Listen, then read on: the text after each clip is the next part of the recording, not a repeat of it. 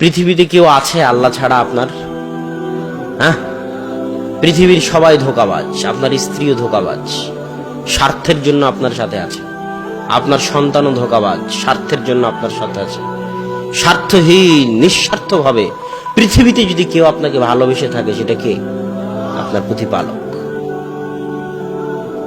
তো আল্লাহ সুবহানাহু ওয়া তাআলার এই ভালোবাসার গুরুত্ব আমাদের বুঝতে হবে এবং আমাদের উচিত যত দ্রুত সম্ভব আল্লাহর দিকে ফিরে যাওয়া। আজকেই তওবা করে আল্লাহর দিকে ফিরে যাওয়া, ওযু করে 2 রাকাত সালাত আদায় করে, বক্তব্য প্রোগ্রাম শেষ করে নিজ নিজ বাড়িতে গিয়ে ওযু করে 2 রাকাত সালাত আদায় করে সবার উচিত পুনরায় আল্লাহর সাথে সম্পর্ক তৈরি করা। যে আল্লাহ, আজকে তওবা করে তোমার সাথে সম্পর্ক তৈরি করতেছি, আর সম্পর্ক ছিন্ন করব না। আর সম্পর্ক ছিন্ন না করার সবচেয়ে বড় মাধ্যম হচ্ছে যে কোনো মূল্যে দিনে রাতে 24 ঘন্টায় 5 ওয়াক্ত সালাত আদায় করা।